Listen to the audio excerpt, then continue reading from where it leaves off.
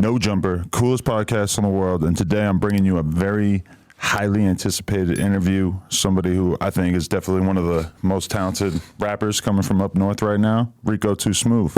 Yeah, what's happening, man? How I you appreciate feeling? it, bro. Like, you already know, it's a long time coming. Yeah, man. No, I've definitely been impressed as I've been kind of dabbling and just like meeting more people from up north and shit. Like your name just always keeps coming up with everybody when they're listing off people that they got respect for, people who've been doing it for a long time. Your name just keeps consistently coming up. Yeah, on my mama, I had seen a couple like the little reaction videos that you had did. I was like, oh, this for the tap in. I'm like, oh, my mama, it's good for the pull up. Yeah, because okay, I got into your like the newer stuff. I feel like has a different sound. Whereas if you go back a few years, you were kind of messing with like more of an old school West Coast sound. I did a whole album. So you feel me? The whole album was dedicated to like that old like 80s, 90s. You feel me? Era type. Right. Yeah. And which one do you prefer? And like, what style do you think best suits you? When I spit that old school shit, I ain't gonna lie. Like all the OGs and shit, like all my elders and all my elders and shit, the old heads, they really fuck with that shit. So they be more in tune with that shit. So if I had to say, like, I just mix it up. So I'll be like versatile with it. I could be old school gang member, like the whole shit, or I could talk about some struggle shit and get like real into depth about the shit. Definitely. But I think of it more as like a flow thing. Like the content could end up being basically the same. It's just about like how you deliver it. Because I feel like your newer stuff to me sounds way more like, oh, this is shit that's gonna like really be popping like amongst the younger generation. Whereas you do have a lot of stuff that's like a little bit more focused on like, you know, the older generation as well. Some would say outdated, but I mean, you feel me? Like I do it for the people that really got like an old soul, like the feel of that old school gangster rap. Definitely. Yeah, okay, so tell me a little bit about your upbringing. It was Sac from day one? Yeah, I was bouncing all through Sac when I was younger. My mom, she was pretty much a Rolling Stone, you feel me? She was off drugs and shit. So unfortunately, like we was homeless and shit. We was going from shelter to shelter all through the South Sac area, all through the North Sac. Eventually later on the road, you feel me? We landed in West Sac. That's my hometown and shit. That's the hood I grew up in. Yep, which is also called Broderick. People be asking, like, they think I'm a blood. They're like, you a blood? I'm like, nah, that's for the hood, you feel me? When I go into depth, you feel me, I don't really be explaining it, but people that know, you feel me, they know. I'm from right outside Boston, so I would be one to perceive it as being a baseball thing. We're not Massachusetts? Yeah. Nah. Well, I'm from New Hampshire, but right outside Massachusetts, okay, yeah, on Mama's. Definitely. You're not a baseball fan? Nah, I played baseball, though, when I was young, little league and shit. Right. A lot of the Chicago drill rappers have like baseball history. A bunch of those dudes who are popping and like are crazy street reputations and shit. They got like baseball tales from a younger age. Yeah. But I feel like that shit is so out of style now, to be honest. I mean, it depends on what region you in. Yeah. But I've realized also because I met this one baseball player at a poker game and I realized that like baseball is fucking gigantic still. And that even though like from our perspective, basketball and football and shit seem bigger, it's huge. Yeah, I mean, it definitely got a bigger fan base for surely. I mean, just based on, like, it's not really a contact sport. Everybody like contact sports type shit, so I want to see action, you feel me? Yeah, it's a slow-ass game, that's a fact. I've been to a lot of baseball games throughout my life, and I'm never really, like, that into it. Yeah, exactly. But, all right, so do you know, like, what era of your life exactly your mom was unhoused, or how long did that last for? Mom's was up for, let's see, from when I was probably about like 8 years old to about 10. She got clean for a little bit. She was going to church, trying to fuck with it, try to get back on track. And we was doing good for a minute, but then, you know, she fell victim back to addiction and shit. And we was back on that same path, you feel me? She didn't get clean until I was like, I want to say 11. Okay. Yeah, like 11 years old. But basically my whole life she was up, but she had made a comeback because CPS was trying to take me and shit. Really? So it was like basically they were saying like either, you know what I'm saying, she get her shit together or they finna take me. Plus my big brother at the time, he was already doing life, you feel me? Without parole, you feel me? So we the only ones in the family. So if I would have been gone, then you know what I'm saying? So your brother got locked up when you were real young? Yeah. I was at least like already like 7 years old, 8 years old. What did he end up getting locked up for? He got locked up for attempted murder and gang enhancements. Right. That gang enhancements is what really like f***ed him up, you feel me? Right. So they gave him life without. Do you remember realizing, like slowly realizing as a kid what drugs were all about and what kind of condition your mom was in? And like, what was that like for you to try to comprehend that as a young kid? Well, to be honest, like I'm gonna keep it real, like just based on the environment itself, you know what I'm saying? I was a product of that. So growing up in it, it's normal. You know what I'm saying? You kind of look at everybody and you see that evident in the tweakers that are on the corner, the crackheads that's on the front stoops and shit. Like, it's normal to you. So you seeing your family like that, you just thinking it's normal, you feel me? So it was never like a big surprise until I started getting older and then learning about the different types of drugs and what the drugs could do to your body and how's it, you know, with your brain and shit, you feel me? What, were you encouraging your mom to get clean as a young kid? Like, I can't even imagine what those conversations would be like when you're so young and your mom's a grown woman, but you're trying to like talk some sense into her. I'm gonna keep it real. Like, for the longest, my mom, she was like introvert with it. So that means like she would try to, you feel me, like to the best of her ability, try to hide it, you feel me? So for the longest, I didn't even know she was doing drugs. I had a stepdad, you feel me, that she was with, you feel me, that was her dude. And I always thought he was the main nigga. I was always like, you feel me, tweaking and shit, and the whole woo-wop.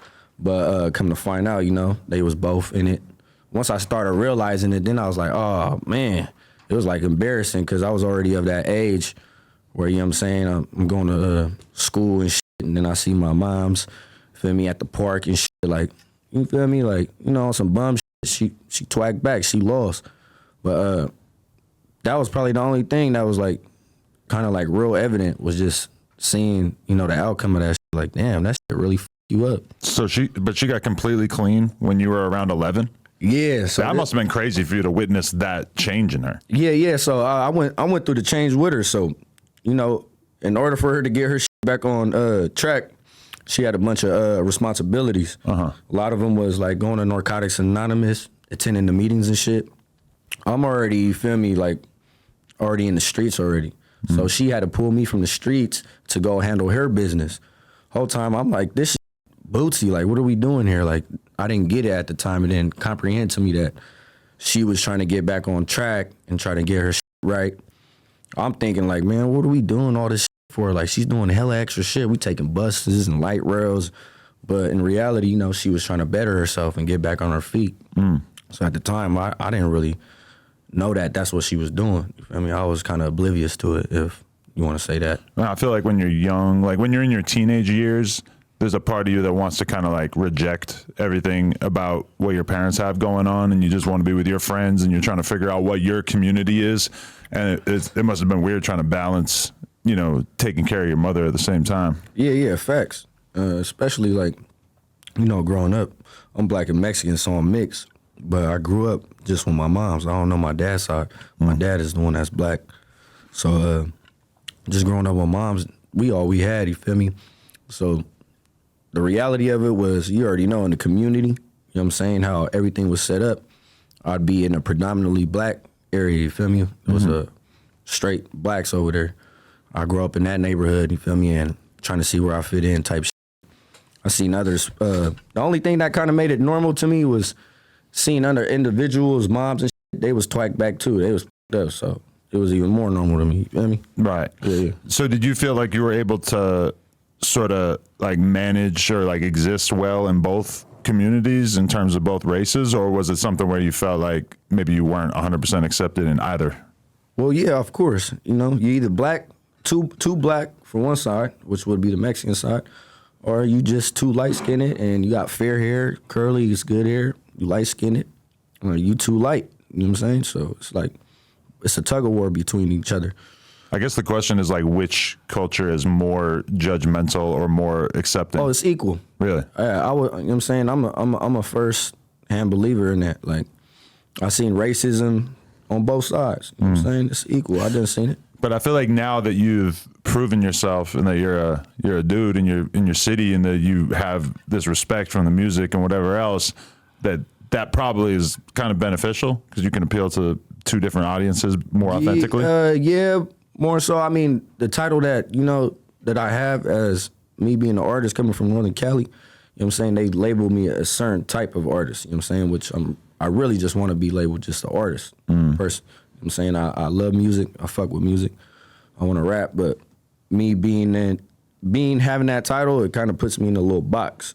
But me being black and Mexican doesn't really, it gives me a little advantage, but I'm still in that box, you feel me? Trying to get out that box, trying to come up with different ways how I could get out that jurisdiction so that I could spread my wings, basically. Right. Because if you were from a different musical scene, I could imagine it mattering less. But because you're from an area of the country that's like so about your identity and like what politics you affiliate with and shit, that I feel like maybe it's a little bit more of a challenge just because it's like so divided. Yeah, for sure.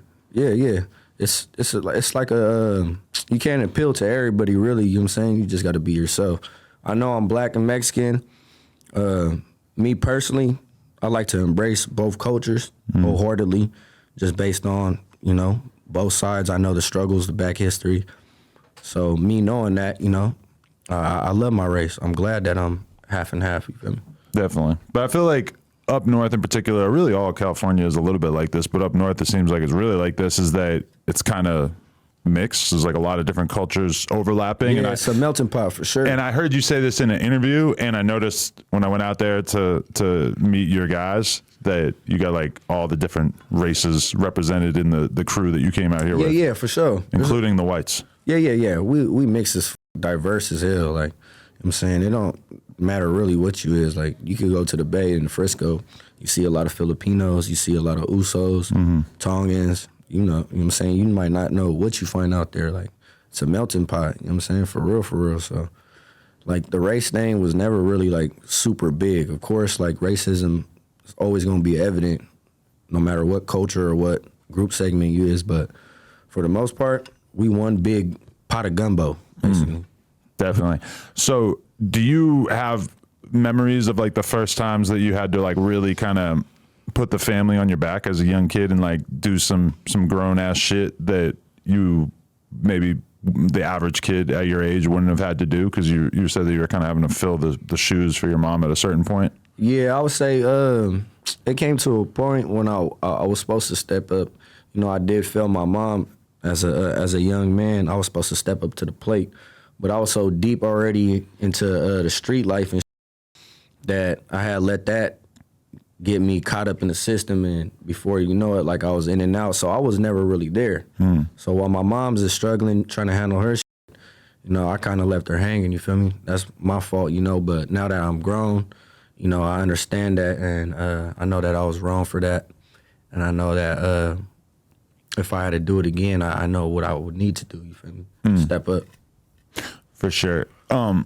So you like getting into the streets at a young age or whatever, like what did that look like, or what kind of stuff are you getting into? I would say, to be real, since my brother was gone and me and my mom was, you know, moving from location to location, different areas, it was a lot of just meeting new faces, meeting new people, being ready to move to a different location. Like, it was always, it could be the blink of an eye, you know, we might get evicted or something, so now she got to figure out where we going, you feel me? And it might be to a homegirl house on the other side of the city or whatever. Whatever the case may be, I got to learn to adapt, you feel me?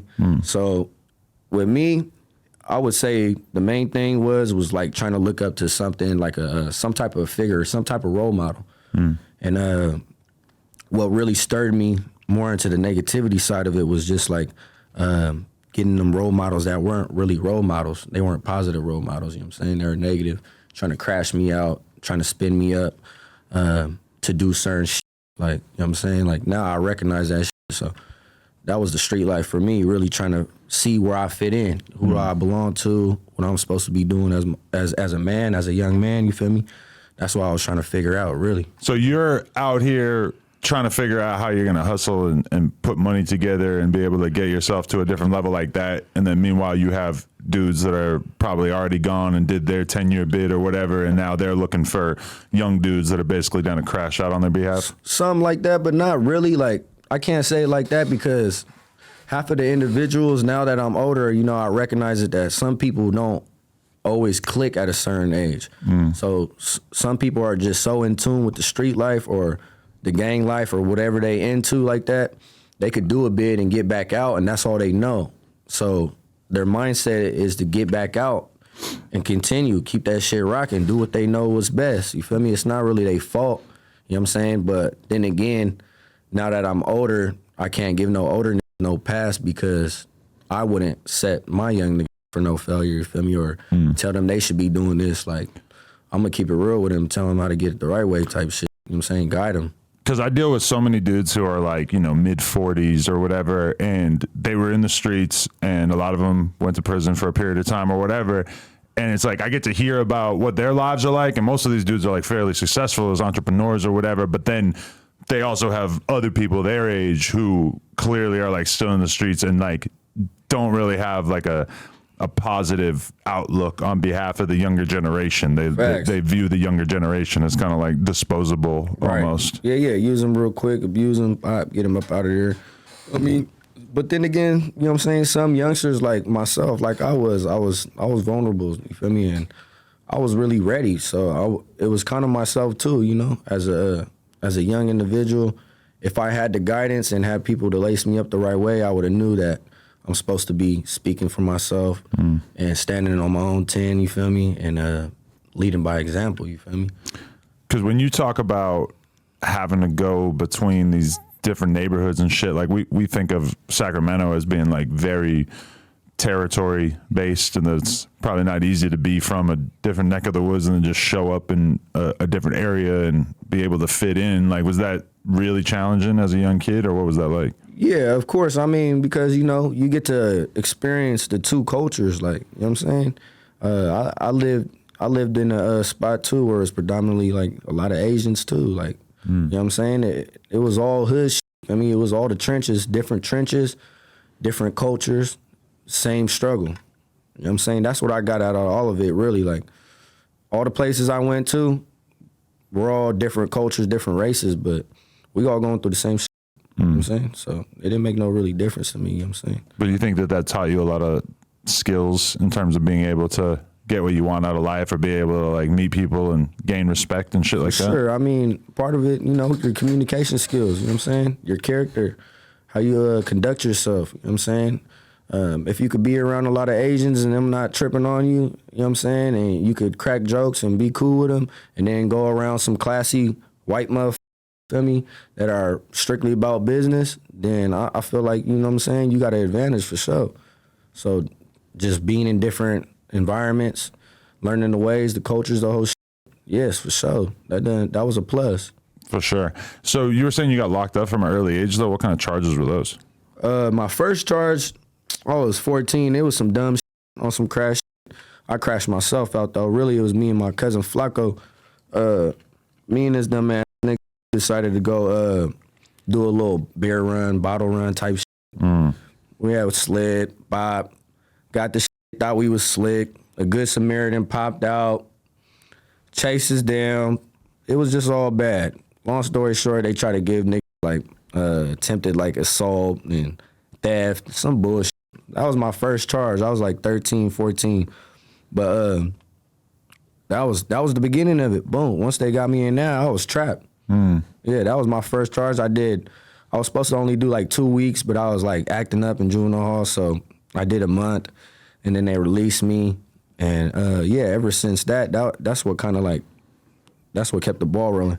But you saw yourself getting more turned up while you were in there? Like, you start meeting all these different people and they got different ideas about how they get down, and you're just sort of learning a lot? Not even that. Just like, I mean, the environment, period. Like, you know, going behind walls and shit. Like, it wasn't really too surprising because I was going to community day schools. It's like continuation schools out there. And now that I'm older, I kind of like resemble the two ways. It was like kind of like a school to prison pipeline type shit, if you get what I'm saying. I don't know if you understand what I'm saying. Yeah, but school to prison, how so? Yeah, school to prison pipelines because of the way everything is coordinated, you know, as far as like we have our little recesses, they have security on there with walkie-talkies. Like it just gives you the essence of being locked up. And then when I went to juvenile hall, I was like, oh, this ain't nothing new. Then we're just really put in cells, you know what I'm saying? We're confined for reals. But other than that, I was like, the schools was kind of the same shit, you know what I'm saying? So it was just like another level, another level, another level. That's what it basically was to me, you feel me? But did you get the vibe in high school that like the teachers or the administration didn't give a fuck if you ended up going to prison, or they almost like expected that for you? Oh, nah, yeah, they most definitely didn't. There's a chosen few for sure. There's always gonna be those chosen few, like teachers or staff members that really fuck with you, or they know that you really got problems going on at the house and shit, and that you're not really just a problem child, you know? They know you fucked up, so they take care of you, you know, by, you know, paying a little bit more attention to you, come chop game with you here and there. There was always ones like that, but for the most part, the overall education system, for sure, failure. How far into high school did you make it? Well, I was in juvenile hall my whole time. The whole time. 14, like I told you, 13, I caught the first one, and then I went down 14 years old, and then did a year time for a 211 case, 211 robbery. Did a year in there, solid, bop, bounced out, and I had like a joint suspension. I didn't know what that shit was called. And for those who don't know, joint suspension is basically like you take some time off, you could get let out, but they hang over this time over your head. So they like, if you fuck up between this time and this time, we gonna whack your stupid ass. And I guess my offense held a California Youth Authority sentence. So fucking within a year, sure enough, my ass, boop, got caught up, 16 years old, boop, in juvenile hall, find a case. That's when I ended up doing my time, you know what I'm saying? They smacked me with 5 years, 8 months. At 16, so you were in there till like 21? Yeah, exactly. Damn. I got out at 21. Damn. So 28 now. How do you feel like that impacted you, just spending such a huge chunk of your developmental years? Like, you know, you're going in as a lot of people are getting their driver's license, and then you're getting out as people are able to like legally drink and go to bars and shit like that. It's like a big fucking gap in my life. A big gap for sure. It kept my mind little for sure, you know, because the little game, excuse me, the little games and politics and shit that they be having going on in CY and shit. Like you get so intrude with it, it's like it's normal, you feel me? So your mentality starts being like that, and that's all you know. And yeah, I was getting like that. So by the time when it was time to get out, for sure I was lost. Like, man, it's time to get my shit together. Like, I gotta get license, I gotta get ID, fucking social security card, all the shit that you not even knowing about, even when we're in there. Like, they should have taught us this shit or something, but in there we're fighting and doing hella dumb shit. So fucking, yeah, man, getting out to it was just like, damn, bro, like, this is life, like. And then you're expected to like get out of that environment and be back on the streets, get your driver's license, like figure out how to get a job, all this shit. Yeah. When you just spent 5 years having your young brain be molded into being a very different type of civilian. Facts. Yeah, that's exactly what it is. Yeah. You know what I'm saying? Snap back into reality. But when you look back at that time period, if I had asked you when you were 18 or 21, if I had said, like, what do you see yourself doing with your life, what would you have said? Were you solely focused on just being in the streets? My mind, yeah, of course. My mind was, I didn't give a fuck about nothing. Saying I used to tell my mom all the time, you know what I'm saying? Now I feel bad about it now that I'm older and shit, but she used to be mad, like crying on the phone, like, mijo, like, you know what you're doing to me, like, you know what I'm saying? The family, like, we're out here, we miss you. I'm just like, man, it's all good. Like, nigga, I don't give a fuck. This ain't nothing type shit. That's what I was thinking in my head, but it's because I was being more selfish. So now that I'm older, I understand that, you feel me? Like, you know, I was just thinking about myself and my actions. I wasn't thinking about how they were going to affect the people that, you know, actually love me and shit, so. But you didn't mind being locked up at that point in your life because you're getting to do all the bullshit that you're feeling? Yeah, at the time it was kind of like regular, so it was like, yeah. I mean, fuck it, I'm already stuck like Chuck. Who knows when I'm going to go home type shit. But do you think part of that was because your life had been kind of fucked up to the extent where like this didn't seem that much worse, whereas like if I got locked up right now, it would seem significantly worse because I got a good life at this point. Yeah, exactly. Yeah, for sure. Yeah, nah. I was like, man, I mean, when I was already knee deep in it around like 16, when I had went back for that case and shit, like my mom was already probably like 6-7 years clean already. Like, so she already had been doing good for a while, but I was already fucking around. So, you know, I didn't really care too much about, you know, what she had going on, and I should have gave her more props, you know, for being strong and then overcoming that shit. But like I said, I was being selfish at the time. Definitely. And so your dad was not around during any of this? Do you have memories of him when you were real young? Oh, he got locked up too. Okay. Yeah, he got locked up before I was born. Wow. For attempted murder too. So that adds a lot to it too, the fact that your brother's locked up for a lot of your developmental years and then your dad as well. So you're kind of looking at that as like, this is what a man does. This is like normal shit for a grown man, right? True. I mean, at the same time, you know, I was still wondering, like, you know what I'm saying? What are we supposed to do as a man? What does a man look like? What's the definition of a man?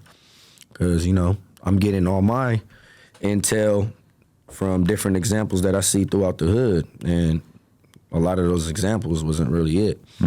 But, you know what I'm saying? A lot of the ones that are supposedly supposed to be negative, they were actually positive too, as far as the certain people that stood on business and lived by certain morals and ethics. You know what I'm saying? I took certain shit from certain individuals and just put it all together and like, okay, this is my point of view and perspective of what a man looks like, you feel me? After, you know what I'm saying, getting a little bit from over here, a little bit over here, and then putting it together type shit. So you come out of that bid around the age of 21, like really wanting to be serious about your life? Or like, how did that come together? Was it kind of hard to let go of some of those old impulses? Well, towards the end, you feel me? Like, I was like, I think only 1 month away from maxing out. So I had a max out date of like January, and I got out in December. So I got out a month before. So towards the end of my stay and shit, I was doing a lot of productive shit to get my shit going. Like, they had yoga classes. I took some yoga classes just not too long ago on some funny shit, but they was trying to be funny. But they had posted it, made viral, and whatever the fuck the case may be. They're like, this was doing yoga, and I'm just like, all right, like, I'm not really ashamed of that. Like, I'm not feeling pressed or played. Like, I'm still to this day, like, I program, you feel me? So I work out every day. I get my issue in, whether it be burpees, weightlifting and shit, you know what I'm saying? Just to make sure that I get mines in and stay consistent with it. That's dope to hear, because a lot of people go into jail and get real into working out, and then they get out and just completely forget about it. And to me, that's like one of the most important things if you want to have like a consistent, steady mental state, is that having an exercise program is like the most important thing. That's the main thing, because I mean, shit, you already got a big head start, so when you come out, you just stay consistent with it, you know what I'm saying? And you already added the game. But honestly, I wasn't like that, you feel me? Like, this is just recently. I've been working out for about like a year and some change now, steadily though, like consistent with it. But back to what we were saying too, YA and shit, you feel me? I started doing productive shit, you feel me, towards the end of my stay. So I was taking little college classes and trying to get in tune with the programs and connections that they had on the outside. So I was kind of like trying to pre-plan my own shit out. They're supposed to put a reentry plan together for you, but like I said, the system, it's already fucked up for failure. So it was basically like, you got to figure it out type shit. So I was just tuning in with different people and shit, trying to get connections and see what I needed to do to take the proper steps to what I need to get cracking. You feel me? Was rapping in the back of your head during all this? A little bit. It was like way in the back though. Like, cause I was rapping in CYA. But like I started off doing poetry really. I didn't really know how to like write my bars and count them and do all the good shit. You feel me? Until one of the homies had taught me and shit. And then I did free verse poetry. So I would just write whatever came to my mind and make it rhyme. You know what I'm saying? On some simple shit like that. So I had hella poetry like lined up, and someone said I should make it into a rap. So I did that one time, and I went off of that. And after I did that, like writing raps, the actual outline of what it looks like, it started being easier for me and shit. But yeah, when I got out, it wasn't really like super like my number one goal or intention to just do music. You feel me? It was school. What had to change once you got out that made your focus turn to music? To the music? Yeah. Probably getting in tune with it, and I was like fucking around. I started fucking around with the little app. It's called BandLab. You know what I'm saying? It's a little app on you could download on your phone and shit. You could hook up like a little your little AirPods or whatever and use it as a mic. But I would record shit off that with my cousin Poppy, you feel me? And nigga, we would just release shit, just random shit. We wasn't even doing it like official. Like I didn't know nothing about like the business side of actually doing music. So we would cop YouTube beats that wasn't ours and shit. And then we would write on it and then just put it out. The feedback is what got me like, oh, okay, like what the fuck? They fuck with it. You know what I'm saying? So I started doing like freestyles and shit. And once I started doing the freestyles and posting those little reels and shit on Instagram, I started seeing my shit go up and get hella engagement. Once I seen all the engagement, I was like, damn, well, maybe I could do something with this shit. So that's when I started playing with it a little bit more. Was there anybody locally or that had an impact on you that made you want to do the rapping thing? Because like we've seen various people make it out of Sacramento or up north locally, in general. You know what I'm saying? Within just my group segment and shit and the people I fuck with, you know what I'm saying? We got DC Snettos and we got Young Seco out there. You know, they were doing all their thing, you know, with the Brick Boys and shit. And I was fresh out getting into that. You know, they had shows already lined up and doing shit already. So I kind of like try to figure out where I could fit in, you know, or just squeeze myself in, boo, get some work, network, make certain connections, and just really see, you know, get in where I fit in type of shit, you know, wiggle through this bitch. But were you thinking about music as the way that you were going to get out the hood or make money, or were you looking at it as this is how I'm going to talk about what's going on in the streets and maybe even like talk about the people that are talking about my side? I felt like it was more of like not even to get at the people that are talking about my side, but to be a voice in general. You know what I'm saying? To speak for every race. You know, anyone that's been through some type of struggle or done felt the type of pain that I felt, you know what I'm saying, growing up in my environment shit, I want to appeal to them people, whether it's my opposition or not. You know what I'm saying? If you know it's real if they fucking with it. If your opposition or somebody is telling you like they fuck with that shit, it's because they actually feel your lyrics. So in the end, I use that as like a little notebook. Like this is gonna be my personal outlet to let my voice be heard, but not only my voice, everybody else's. Is there anybody that you don't get along with that you actually think the music is good enough that you listen to it? No, I don't. I ain't never listened to none of my opposition's music or anybody that I don't fuck with. I never listened to their shit unless it like came across like on the page. You know what I'm saying? But I done seen a few rappers and shit that be doing their thing and whatnot. You feel me? Pushing they shit, and I see them get their little motion and shit. That's cool and shit. But you know what I'm saying? I salute. Definitely. So when it comes to like you getting into the music side of things, was that kind of like the end of you getting in trouble, or are you still kind of going back and forth and all that shit throughout this period of your life? Still trying to find myself, still trying to figure it out. So of course, I'm still seeking. You know what I'm saying? Just like I said as a kid, trying to find my way. This has been like my whole life type shit. Just trying to find my way, see where my balance is at, and figuring out what the fuck do I need to do for me to grow as a person. So yeah, it was kind of like that for the most of the period of time. You feel me? Definitely. So when do you feel like you started to actually have some success with the music, or like people really started to tap in? I'll say one of my first videos is called matter of fact, it started off with a single that I did. I had a little distribution deal at the time with GT Digital. That's Gold Toes out of Frisco. Oh, but shout out Gold Toes. It wasn't like a strict contract or nothing. It was basically a year distribution deal. You feel me?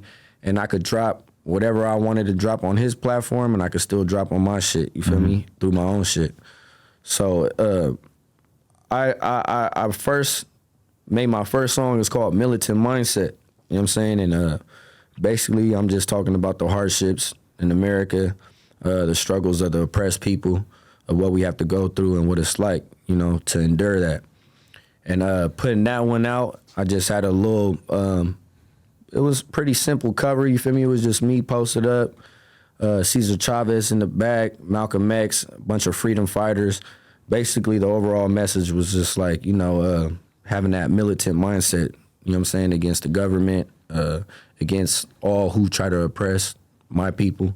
And when I say my people, I ain't talking gangs, I'm just talking about the race overall, all minorities, you know what I'm saying? I put that out, boom, started getting hella love from that shit. Hella people started tapping in, young, old, man, we like that militant mindset, man. That shit was giving me like pop vibes and like I love the message, you feel me? And that's what really like, oh, yep, I need to do something with this shit. So my next one was called Closer to My Dreams. Closer to My Dreams is another one that touches on more political and struggle topics, you feel me? So that one I followed up with that, and I actually made a visual to that with my boy Shimo Media. Shout out my nigga Shimo. We made that video. It was around the time a young black male died out there in Sacramento, California, in his backyard. They mistaken his phone for a gun, and he was in his grandmama's backyard. You know what I'm saying? They shot him multiple times. So they had a lot of aggression out there in my city, you feel me? So we went out there, you feel me, on the fluke one day, and it was popping, and we made a video right then and there because it fit the subject that I was talking about. So that one got a lot of reactions. Boom. We capitalized off that, went to another one called Only Lord Knows. Shot that with Shimo Media too. So all three subjects, really, what I started off of was those topics that I told you about. And that's really interesting to me because, you know, I grew up listening to a lot of like NWA, Public Enemy, shit like this that had like real social commentary. A lot of times when I look at the music game now, it feels like it's very hard for artists to get on by talking about that kind of shit that a lot of times the audience really wants to hear about street shit, crash out shit. Real shit, why shit. Why do you think that was able to catch on as far as your music early on? Honestly, you know what? I've probably just a support system or me representing the way I was, because you know, people would see me doing a lot of political shit. Like, you know, I was being an advocate and doing policy down there at the Capitol, and we would go out there and politic with a few legislators and see how we could get certain bills passed for our people and shit. You know what I'm saying? So I think by my fans and supporters seeing me doing it and talk about it, it had more weight to it. You feel me? It was more meaning. So I felt like they're like, damn, this was like, you know what I'm saying? He goes crazy. Plus, I'm young. I was fresh out of YA. So I was like 21 years old.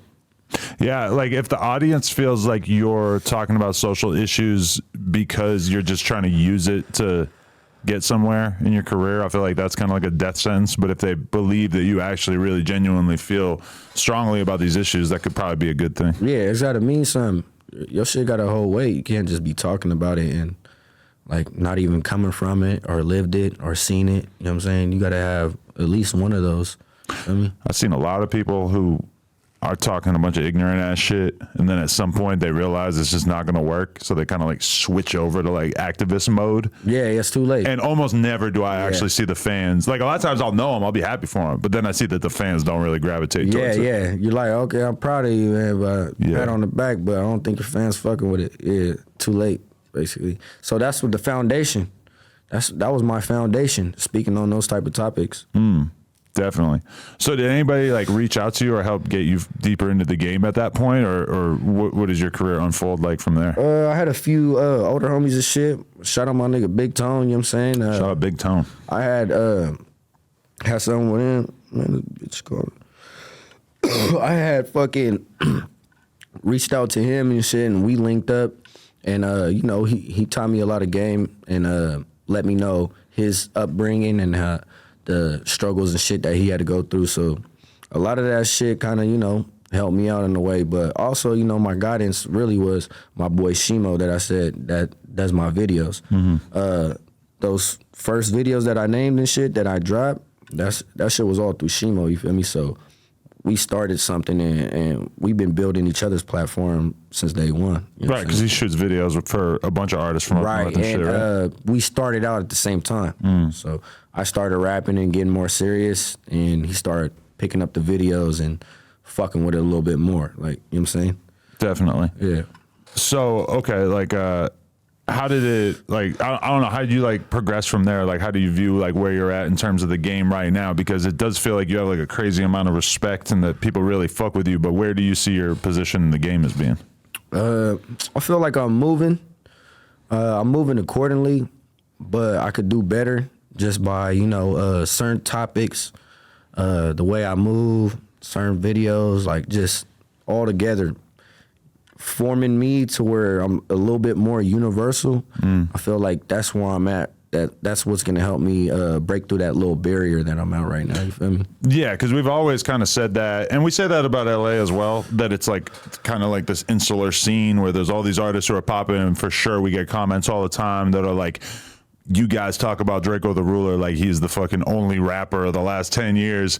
And these people watching the podcast are in New York, and to them, it's like they don't really understand exactly why we think certain artists are so important.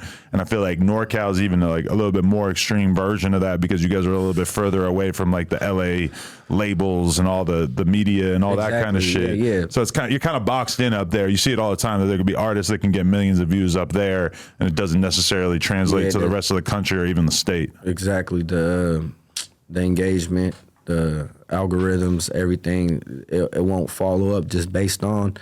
As an artist, what I learned is that you always got to steadily move. You got to be wiggling full time, like, and you got to always show your face. You know what I'm saying?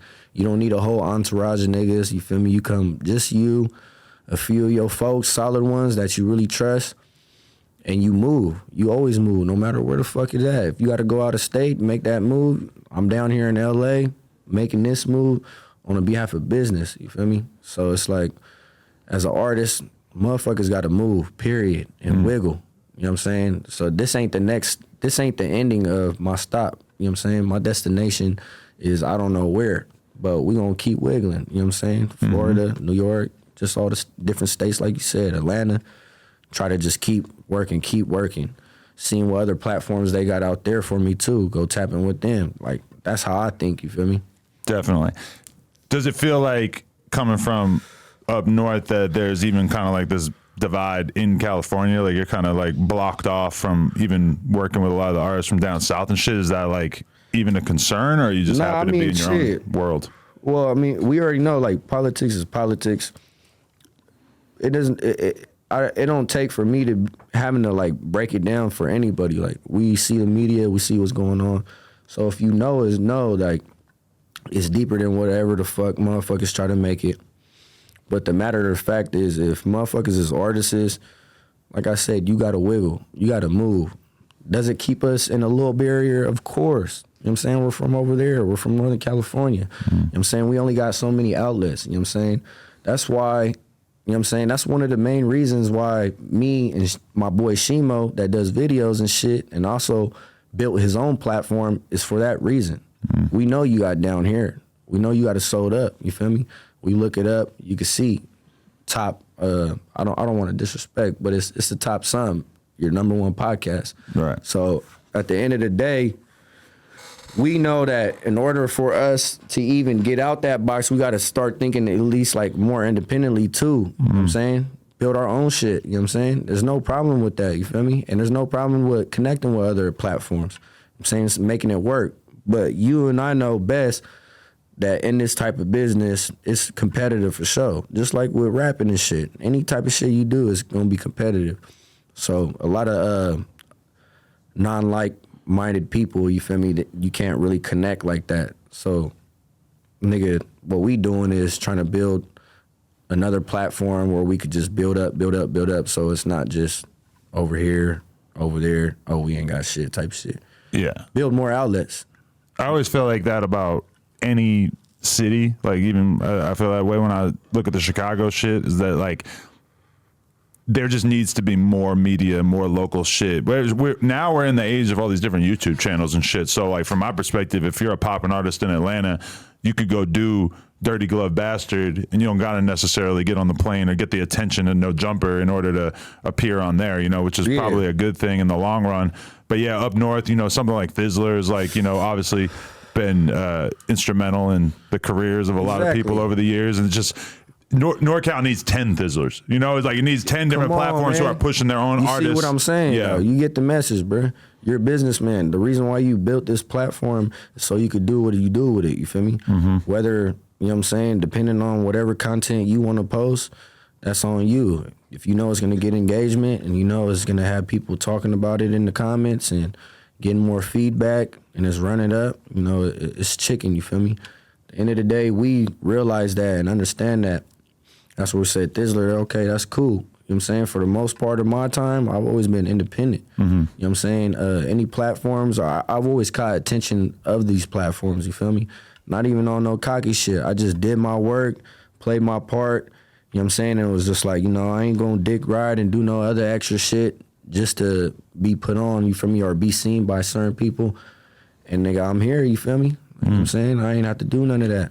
Does it feel weird though that there's people that might not respond to your DM in terms of working together who are not even involved in the politics, but maybe like observe what's going on in the politics and they just don't want to take a side, or they feel like they don't want to be mixy or wrapped up with certain people? I feel like there's got to be some extent of that happening, because there's people that obviously you know that you're not going to work with, but then there's got to be people who are kind of in like a gray area. Right, yeah, that sometimes you're like, damn, like people don't want to fuck with us because they look at like the whole upper part of the state as being they look the opposition. Exactly. Even if it's not their opposition. Yeah, for sure. I mean, that shit's it's a setback. It's a little holdback. Not everybody feels that way. Anybody that's a real businessman firsthand, they know it's business. So the other artists, depending on, they're going to look at it like, okay, if I do work with this person, is it really even beneficial? Like, am I going to gain a different crowd, a different scenery? Like, what's the catch to it? Is he popping himself? Does he do numbers? You know what I'm saying? So when I'm thinking of it as terms of working with people, even if it's out here in Southern Cali, you know what I'm saying? It got to be business moves, you know what I'm saying? You guys got to be able to help each other. It got to be beneficial both ways, not one-sided. So, like, for the people that do get, like, scared away from the shit, from politics, like, hey, that's on them, you feel me? It's all good, I respect it. But at the end of the day, just like I broke it down, it's business moves. If it's something that makes sense, then you got to get it, you feel me? You know what I'm saying? Like I said, you feel me? I don't need to say it too many times. I've been said, you know, people know the politics. We know what's going on. At the end of the day, no, I would not do a song with nobody from over here. You feel me? That's my opposition.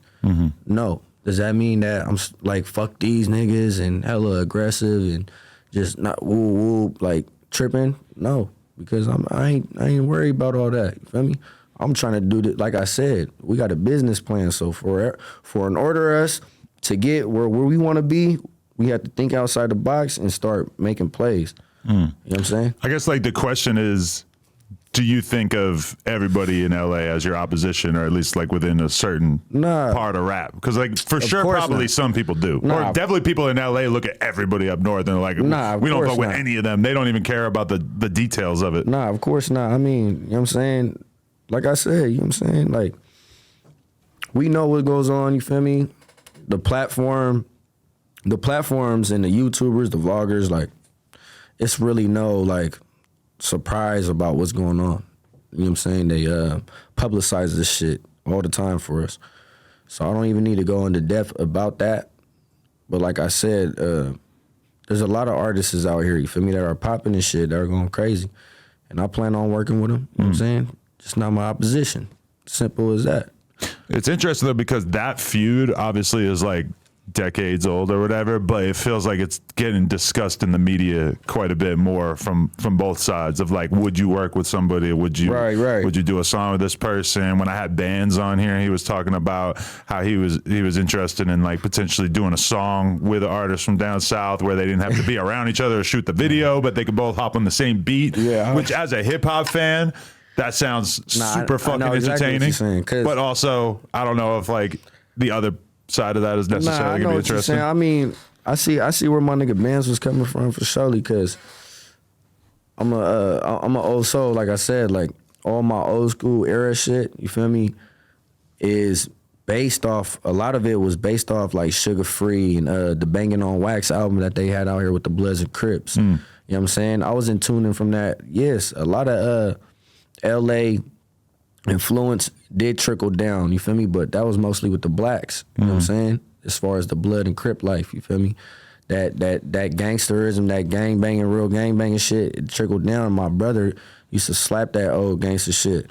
So me now looking at it, okay, I see what they did, you feel me, as a business move. But I still wouldn't do it just based on, you feel me? Like that's me, personally. And you know what I'm saying? You either respect it or you don't. I really don't give a fuck either which way. Is it fuck you and woo woo? No, I ain't tripping. I'm gonna keep doing what I do. You know what I'm saying? Cause like I said, I was in juvenile hall, YA, then got down with my enemies multiple times, back to back. And the same day we programming. Same day room, same thugs, my thugs on this side, they on this side, everybody mind their business. It's a regular day. We go to school, we in school with them. We get down in school. Next day, guess what? It's a regular day. So it's like, to me, shit is really normal. And I was never the type to really like be the woofer, like always woofing behind the doors. We have homies like that on our side, but there's oppositions like that too that love to woof and you feel me, talk shit. And basically we call them niggas knacks, and why, like J-Cats, people that can't conduct themselves properly and shit. And would just be speaking wild and loud and obnoxious. Those are the knacks, you feel me? And we didn't really respect those ones. But see, that's the funny thing about, like, there's like two sides to this, because on one hand, you always hear about how the Mexicans behind bars and everything run a very tight program. You'd be doing interviews with Mexican rappers and you realize like they're not talking about this, that, and the other thing because it's like strictly forbidden to put certain things out there on the internet or whatever. Yeah. But then at the same time, it does sometimes feel like the fans are most likely to pay attention to people who are kind of crashing out or putting shit on the internet that they shouldn't be. I mean, if we could go back to the gangster rap, the origin of it, why it was put out, the objective was really so people can crash out. So you get these artists and you mold them, you know what I'm saying? They end up becoming a plant, you know what I'm saying? In the industry plant. And they're not really coming from that background. They're not really from that life. They give them certain propositions to take out, which would be like promoting drugs, violence, sex, nudity, transgender stuff. No offense to my LGBTQ community, but this is what they do. This is the reality of it, and nobody could tell me difference. But as you go back to the origin of it, the reason why they did that is so that they could keep the funds going and keep us in this one box and keep the cycle going with the drugs, sex, money. They didn't even got to be coming from the hood. They could be little white kids, little rich kids. But even them, they're getting influenced by that type of shit. Now they're going up, they're popping drugs and doing Xannies and all this other bullshit, and they're crashing each other out. So the whole mission of this shit is to be a crash, you feel me, to have somebody that crash. That's why you see a lot of these artists that act like crashes get all the attention. Like, look at Snitch 9, same shit. You feel me? He crashed himself out. People were loving it. The gangster code even went out the window because the social media presence and all the clout shit that he was doing. And he was so disposable to the audience because as soon as he snitched and as soon as the hype kind of wore off, you can't even pay people to pay attention to him now. He'll have some viral ass shit happen. We'll post about it on the Instagram, but I'll be looking at the numbers and it's like, damn, I remember when everything this dude did was getting so many numbers, and now not so much. So you see where I'm going with it? It all goes back to, of course, the whole plan is to have people crash out and to be acting a certain way. Of course, people want me to come on here acting a donkey, probably getting drunk and talking out my ass. But I'm not finna do that, you feel me? I'm gonna talk respectively, you feel me? Consistently with what I'm saying and stand on what I'm saying. So if the overall goal is to crash out, why would you want, you know what I'm saying, that example for the rest of the generation, like below that? Like, that's weird, you feel me? Because if, like, just for the time, because like how you said that he could post some shit that would have went viral back then, right now, and it flopped. Millions of people who just kind of moved on because it was a phase. Yeah. The clout shit and all that other extra shit, it does not last. You got to have some type of essence, a message, your character. Everything got to match up to be a whole artist. You feel me? And if you're lacking more than a few, you're not gonna last long. Okay, he's funny, he's goofy. When he goes on, he's like hella funny to be looking at, and he's always talking shit. Okay, nobody's gonna want to see that 10 years from now. Like the songs that you make. If you're making certain songs that don't got no type of weight around it, you feel me, or no type of positive message, is that same song going to live 10 years from now? No, it's going to die out because it didn't have no essence. Right. Yeah, because I mean, being a rapper in general, like from day one, if you're a gangster rapper, you have like a big decision to make, because like the most gangster thing, like even if you're Eazy-E back in the 90s, it's like if you really want to be a gangster, you probably should not be a rapper. You know, the attention you're going to get from being a rapper is for sure going to limit whatever street activities you got going on. So it's like, but then these artists kind of have that contrast where you see rappers all the time talking about shit that could easily get them locked up, and they're just kind of counting on the idea of the cops not being so in tune to see it or whatever. Yeah, well, shit, me as an artist, like I look at it like there's two ways you could go about it. Like, first of all, storytelling. It doesn't mean that you necessarily did it. It could mean that you witnessed it yourself, you've been around it, and you actually seen it, you know what I'm saying? So it's like you have a right to speak on that subject, you feel me? But you're telling it from a third sense, you know what I'm saying? It's an art of storytelling, you know what I'm saying? Everybody knows that, you feel me? You're telling a story, you know what I'm saying? You're plotting it out. You're letting people know how something went down and what the overall objective was of it, people's feelings. You're explaining that in your lyrics, you feel me?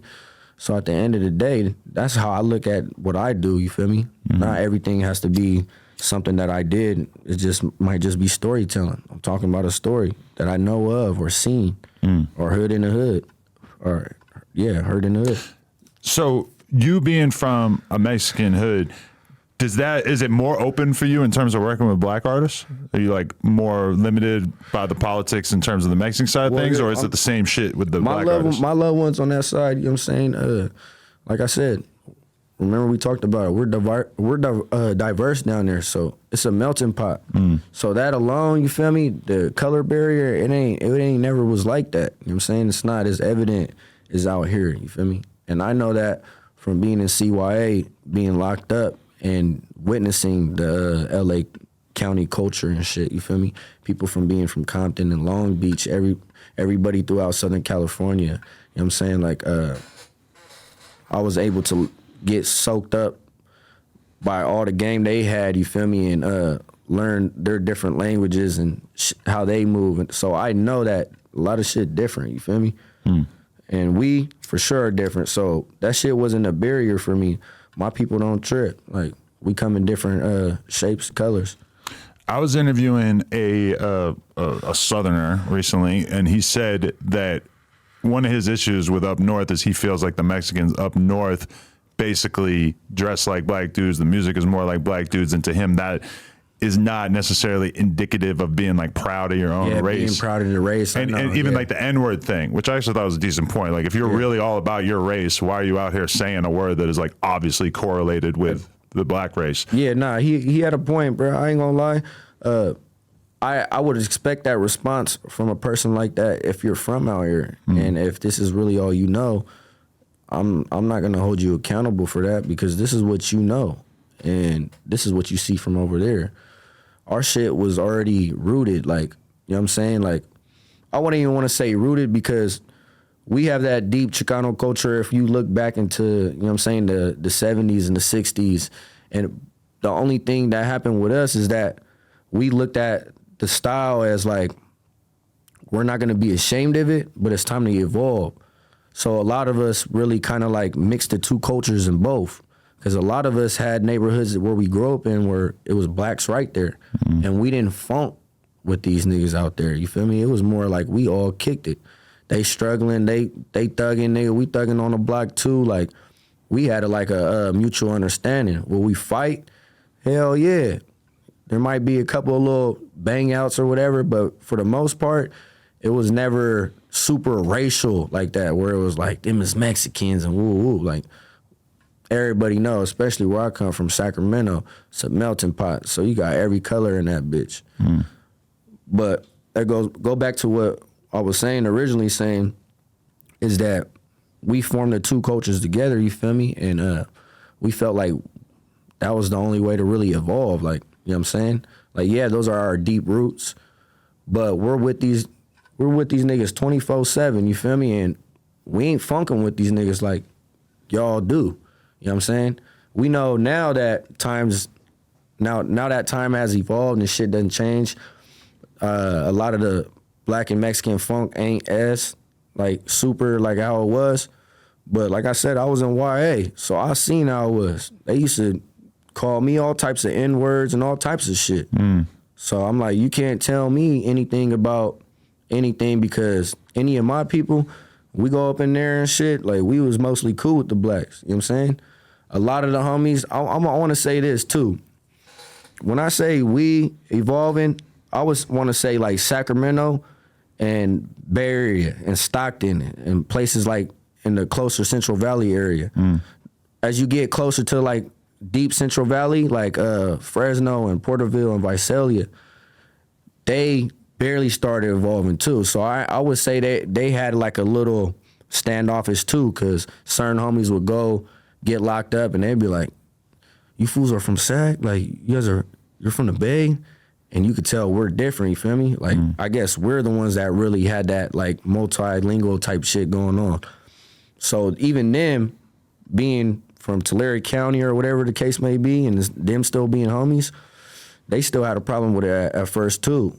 But like I said, as time went on, you feel me, we're evolving, you know what I'm saying? Like, in music, if we want to rap, and we got to have some type of sauce. Can't just be all hella stiff, super serio, like, that's just facts. Because nobody really wants to listen to that shit.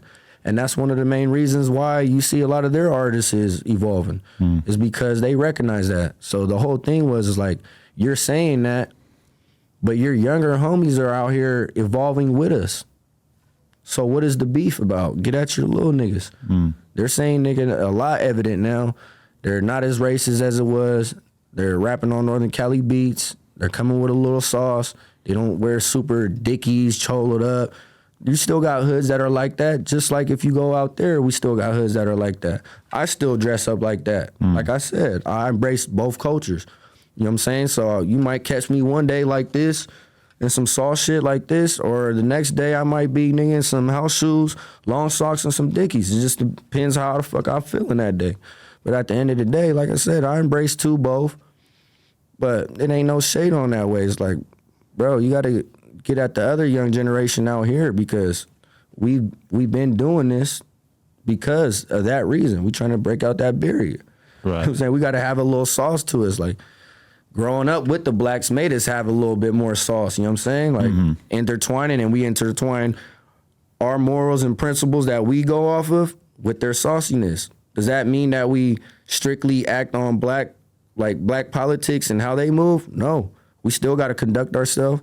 We still got to think strategically and be militant at all times. Like, it ain't nothing changed. For me, it's just like the sauce that we have. It's got to be crazy being you, though, just being in a world where your race matters so much, and you being able to see both sides of it when so many people are really only able to see it from one perspective. From one perspective, yeah. It's a lot easier. It's like, to me, you're not gonna tell me anything about no type of racial shit. He's not Rasa and he's not for the people. Like, at the end of the day, yes, I am. I am for the people. You know what I'm saying? And obviously I gotta be for the people if I got opposition that are telling me that they're fucking with my lyrics or fucking with certain songs and how I came and they're fucking with me as an individual. That says a lot. You know what I'm saying? So I feel like I'm doing right. Yeah, and I feel like in the long run, as far as you becoming like a national artist, it's like having that identity would probably help you in the long run because you could speak more authentically to both audiences. Yeah, because I know how both regulate. I know how both act. And honestly, that's why I grew up in the hood that I grew up in, and it was predominantly what it was. That's why I am what I am and what I represent, you know what I'm saying? And I stand on that. I love it because all the shit that it taught me, you feel me? As far as just being a man altogether, you know what I'm saying? Conducting yourself in the proper way, you know what I'm saying? Respect, you know what I'm saying? When you're talking to somebody, look at them, you know what I'm saying? Be on point, be mindful of where you're at, you know what I'm saying? All those are the are the things that made me who I am, you feel me? And that's why I rock so hard with my side, you feel me? So you were talking about coming in the game, doing a lot of stuff with a message, more politically minded and stuff. And it's interesting though, because as I listen to like your other work and your newer stuff, it's like, it does seem like you speak on some politics and what's going on locally, but then you also kind of steer clear of being too explicit with it. Or in particular, I feel like you don't like to give too many details about the inner workings of what's going on. Whereas like a lot of rappers, especially coming from up there, is pretty much just like a fucking politics lesson for you right there, honestly, even if I don't understand it all. Yeah, bro, honestly, you know what I'm saying? To each his own, and no offense to anybody, you know what I'm saying? The homies are just doing what they feel they should be doing.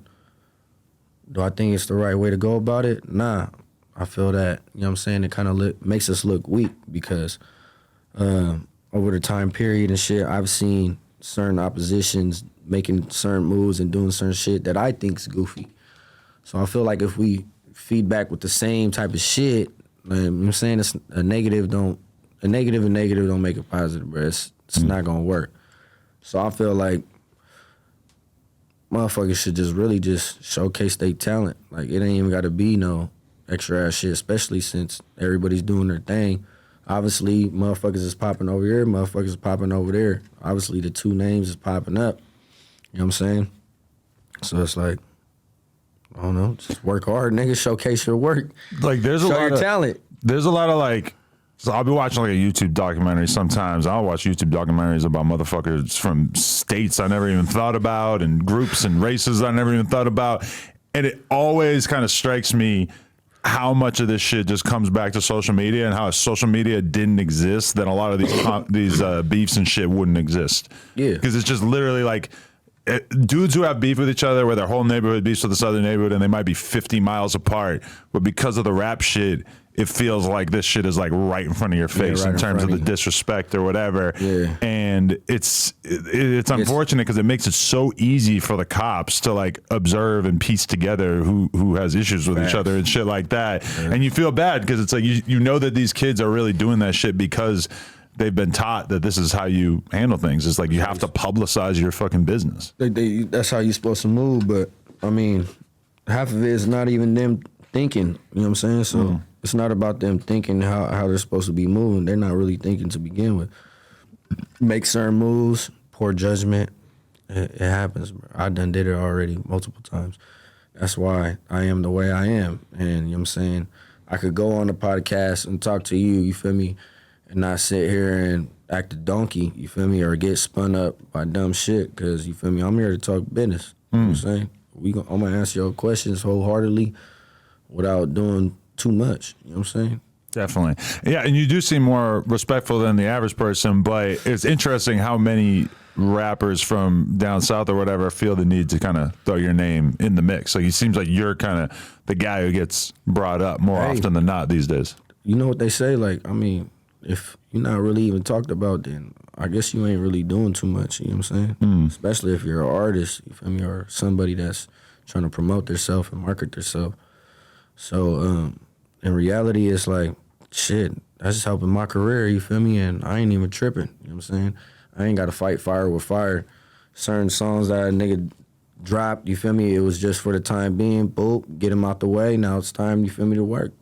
Drop some albums, drop some songs that got some messages in it to let them know, like, you feel me, like, I don't just rap this certain way. Obviously, you said you heard the old school gangster type rap, and then you heard some of the newer shit that appealed to the youngs.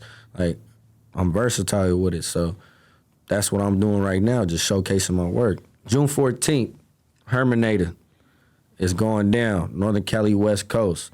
Cop that album. That shit finna go stupid. What's Herminator mean?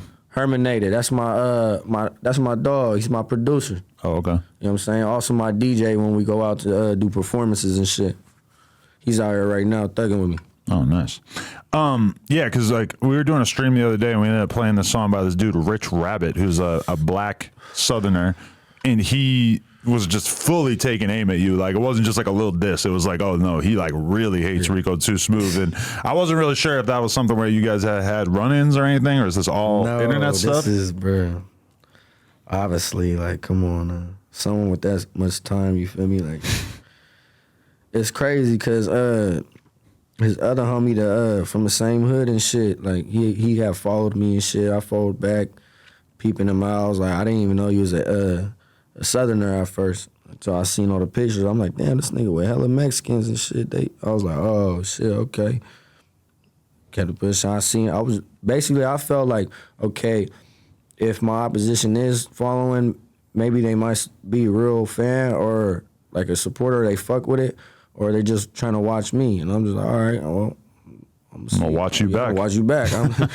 But it ain't gotta be something to where like I'm on they shit lurking or doing no weird shit. Just like I see them doing music and shit, so I'm like, okay, they're popping on their little shit. They got their shit going on. But to backtrack, like, yeah, his homie, like, you feel me, like, was trying to be smooth and shit. So this nigga came out of left field. I didn't even know. I was like, who the fuck is this? Bro, they sent it to me. I was just like, my cousin was just like, bro, you better not say nothing to that nigga. I was like, I ain't. Like, even this is, you feel me? Right. Give him a little motion, but to really put somebody's name in a song, like he put your full name in the hook of the song. That's like a lot of promotion right there. Yeah, full-heartedly. I was like, damn, that's crazy. It shit flopped too. That shit didn't even do no numbers. I'm like, bro, you did all that shit for no reason. Like, I'm thinking like, yeah, at least, you feel me, do it business-wise. Like, I seen other people drop, you feel me, this side. Niggas is doing numbers, for me, from both sides. And I'm like, okay, they getting chicken. They collecting royalties. I don't know what he was doing with that. That's not collecting no royalties. That's like more like clout, trying to get clout and shit. But from your perspective, there's like no real tension there. It's just internet shit. I don't even know this nigga. Like, come on. Damn. Be real. That's crazy. Just be real. Your name was coming up in the conversation with Rowdy Racks too, about like the potential of competing on a song. Yeah. But you're not open to that idea. It's a little too controversial. Yeah, that's what I'm saying. Like, yeah, I ain't got to get all disrespectful about it. You never heard of a respectful decline? Hey, nah, man. If people know what it is, then it shouldn't even be, you know what I'm saying? It's something that is subject that's just been pressed upon, you feel me, for a minute now. Some people try to get around it or think, I'm like, nah. You know what I'm saying? I stand on solid principles. You know what I'm saying? And it ain't never like it's okay, it's shade to him. Nigga, he's doing music. He's doing his thing. And if you think about it, you know what I'm saying, from a business perspective, you feel me, he threw me an alley-oop without, you feel me, trying. Getting you posted on a bunch of meme pages and shit. I mean, I'm his opposition, like, not directly, because, like, obviously out here they got their own opposition that they beef with. Half of them is Southsiders themselves, so it's like, you know what I'm saying, the shit's deep. Everybody knows what's going on. It's like no need to even get in depth, but like I said, you know what I'm saying, that helped me out. I told you about you told me about Rich Rabbit or whatever the fuck. Dad helping me out. So I'm like, bruh, fuck it. And then, boop, you hit me. We make this happen. I'm like, this is all part of my plan. So I'm like, I'm going to use it as leverage. Not the wrong way, though. You feel me? Like, I could be crashing out, fighting fire with fire, trying to make diss songs and doing all this extra shit and putting on my titles. You feel me? Hella specific. Like, yeah, putting your ops name in your YouTube title, like blank diss song, is kind of. But you know what? I give it a little smart because, you know, I'm smart enough to know that, you know, it catches in a logarithm. Yeah, it's good for YouTube. It's good for search engine optimization, but for sure, but it's still it's a little. It's still that's how it goes to show you how bunk it. Like even my people probably seen it and was like, what the fuck, bunk, and just swiped it. Yeah, it's a little weird to me too. Where are you at right now in terms of like partying and shit? Because I seen some footage of you from interviews back in the day and stuff. You got the lean out, you know, doing all that stuff. What's your thought process on that as you get older and everything? Well, shit, you already know. Like I said, I've been like a year strong, a year and some change, just working out consistently. Oh, okay. So that keeps you away from that drugs alone and shit too? is like, you feel me? Like I'm not gonna lie. Like I was trying to dibble dabble at first. So I was partying on weekends and getting back to it on a Monday. You feel me? And starting the week off, going strong. Weekend it comes again. So I was kind of going backwards, you feel me? So as you get older, that is way harder to pull off because that Friday, Saturday, Sunday really does not make the gym feel good on Monday. Hell no. So just feeling that and seeing how it affected my body and my performance, I cut back on a lot of shit. Like I'm not just a sober gopher like type of nigga, you feel me? I still could drink a few, but I limit it and I don't overindulge, you feel me, to where, you know, I'm shit-faced and blacking out type shit, you feel me? No, yeah, definitely. I saw a little bit of footage of you talking about how much it affected you losing your brother while he was locked up. Yeah. So we talked about him before. While he was doing that sentence, what happened to him while he was locked up? Was that an overdose situation? Yeah, but, you know what I'm saying, not to go into depth, you know what I'm saying, there was some balloons that popped inside his stomach. Oh. So it wasn't like he was using drugs. That's another funny thing. Because niggas be talking, you feel me, and just be saying dumbass shit just because they think they know of it, because they listen to certain interviews and they know my bro died off of overdose. But matter of the fact is, you know what I'm saying, balloons have popped inside his shit. And you know what I'm saying, while he was trying to sleep, he was trying to get him out. He got a few of them out and instantly crashing out and fucking they pop. Holy shit. So yeah, overdose, but in his sleep. But was that must have been tough to have to deal with that while he's locked up? Oh yeah, off ties. Well, my mom for surely, you know what I'm saying? Like I said, she had just been clean for hell long. She still kept it silent. You know what I'm saying? I don't know how she did it, but she was out there to the neck, and I was on my way to CYA. So it's like, bro passed away. I'm getting sent off to CYA. Oh, so you weren't even able to go to the funeral or anything like that? Nah, they denied my shit. Oh, shit. Yeah, I had a hearing for sure just to talk about it. And just due to my behavior and shit, I was acting out. They was like, nah, we think this nigga's gonna be a flight risk or whatever the fuck. That was their... Is that hard to feel like you have closure when you're not able to, like, be involved in any kind of, like, family get-togethers or ceremonies to honor him? Yeah, my bro, he didn't really have a big ceremony either, so it was like, even that fucked the nigga up just thinking about it. Like, most of the niggas that he knew, you know what I'm saying, or people that he knew, either dead, prison, you know what I'm saying? So he didn't have like a big-ass funeral with hella homies popping up. It was just like, they sent his body from prison to the shit, you know what I'm saying? Boom, got him cleaned up type shit. And they just had like a little rinky-dink shit. I mean, my mom did the best she could, so, hey, shout out to her, shit. She did her thug. She was strong. I was in YA. I seen pictures and shit of it. Seen that, you already know. I was already on my way to YA, so I was still crashing out at the time. My matureness didn't come till like way later. Damn, my condolences. That's terrible to have to deal with that like that. Okay, so where do you feel like you're at in your career at this point, and how are you going to get to the next level? Or like, what do you think is the thing that, or like, what do you really want to accomplish as you continue on in your career and everything? Short-term goals. I always go short-term, long-term. Short-term meaning that, you feel me, you could work on those right now, and it's doable. You know what I'm saying? You could accomplish that. The long-term is the bigger picture. So the short-term is just coming out here, networking. You know what I'm saying? Connecting with certain artists out here. Obviously, this is the first interview that you have me on here.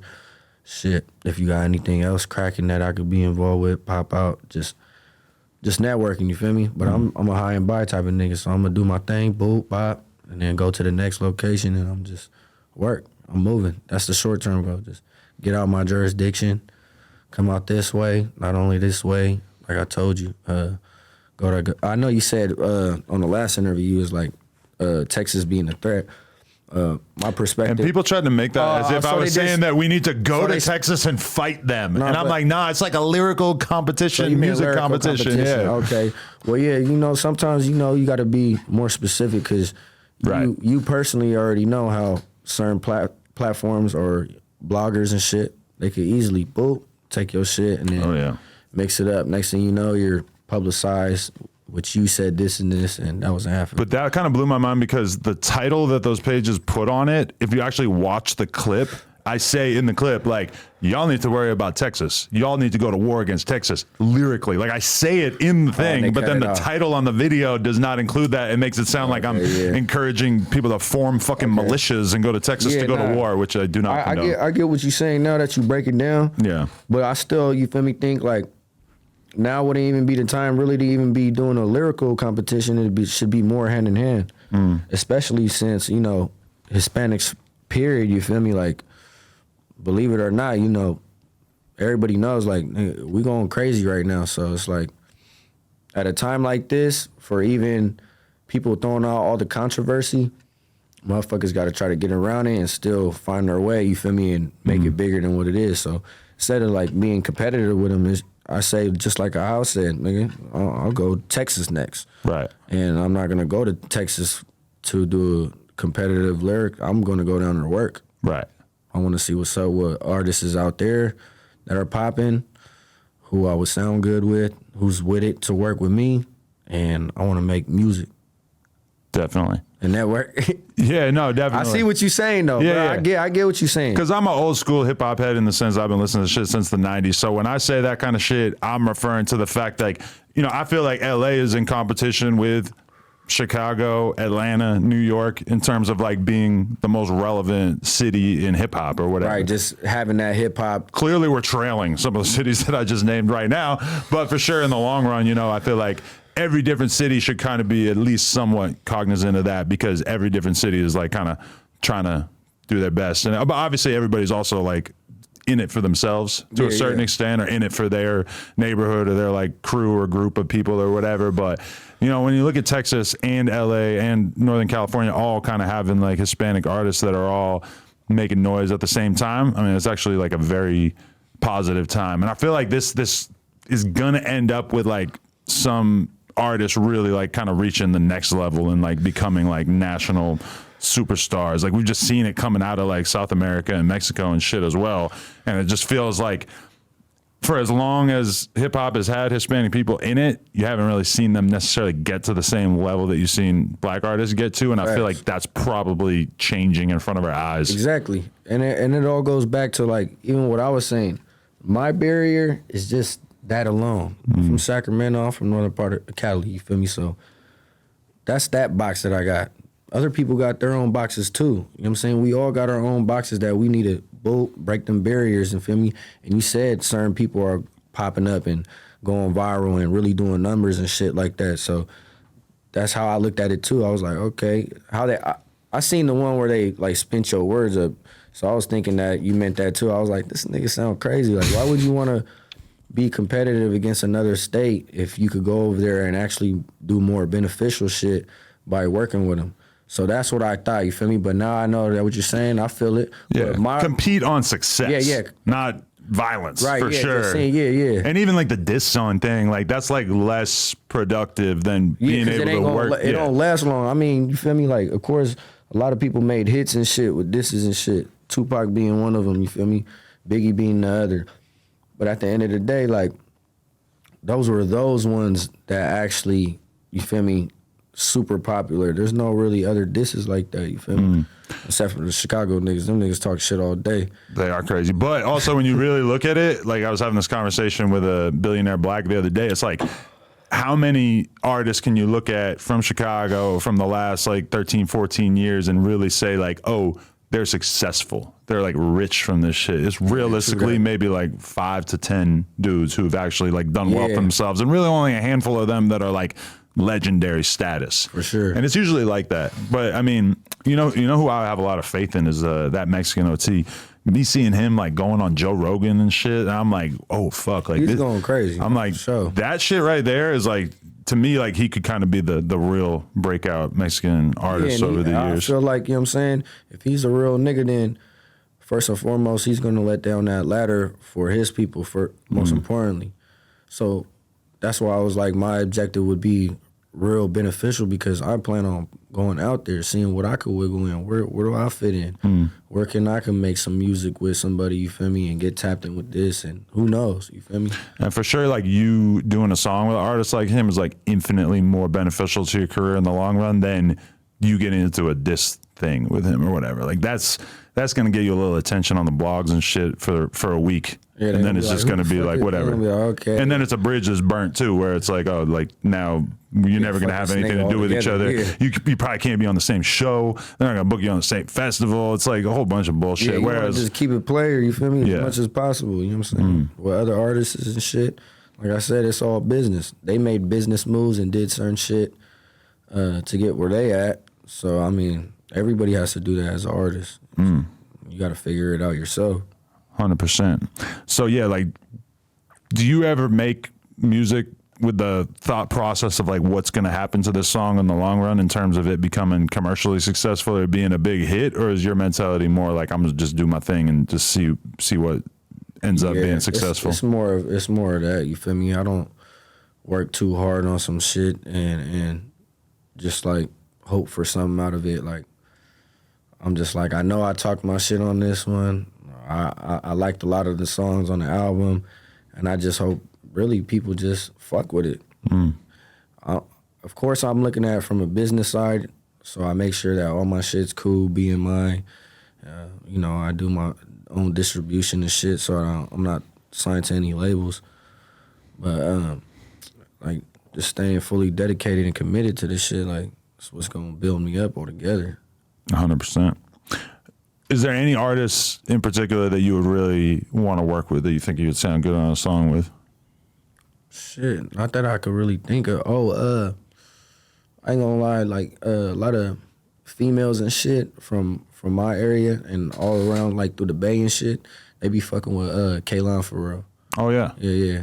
That's dope. Him, they fuck with Blxst. I feel like certain moves like that is like something that's more beneficial for me as an artist, just based on like they're more universal, and half their fan base is bitches. Yeah, that's gotta be nice. Like, you know what I'm saying? You know what I'm saying? I got a big fan base. It's just a lot of niggas, you feel me? You know what I'm saying? Ain't nothing wrong with that, but at the end of the day, you gotta have it equal to actually be putting all that revenue back into your shit. So him, Kalan Fr, I feel like those are two, you feel me, out here that, you feel me, I would work with, just based on like that shit would probably go up. Yeah, girls seem like they like street dudes, but I'm pretty sure they're listening to R&B when they're driving around. Yeah, all the time. I mean, shit, we be at functions and shit, or if we kicking it with some bitches, they don't want to hear a bunch of motherfucking diss songs unless they little ratchet bitches from the hood. Yeah, there are bitches who are into that shit. They're just a little few and far between. Yeah, the ratchet hood bitches, of course. You know what I mean? They thugged out. But, you know what I'm saying, even them, they don't want a whole night of that. I'm saying, no kid here for a cool little minute, but they gonna want to shake some ass and, you know what I'm saying, get jiggy with it. So if you ain't coming with no shit like that, then your shit gonna stay right here. So that would be a cool little move. Nah, there's some truth to that. Who are your favorite other Ricos throughout history? Rico Suave, Rico Reckless. Oh, the Rico Act. We don't like that one. Yeah, I really don't like that one. I already had, you know what I'm saying? Shit. Threw me off with that last. That's off the top, too. I did not have that written down. Shit, I don't know other Ricos but me, man. But you got that nickname from, would you say, like, they were just, you were like the Mexican dude who was around a bunch of my godparents. Oh, they gave it to you. My godparents gave me that name when I was coming up in the hood, young nigga. I was probably like 10 or something. Yeah, 10 years old. So I was already thugging in the streets and shit. And they called me Puerto Rico, you feel me? Oh, right. That's how it started. I looked like a little Puerto Rican kid, light-skinned. This is when I didn't have my shit braided up or nothing. My shit was hella crazy, curls and shit.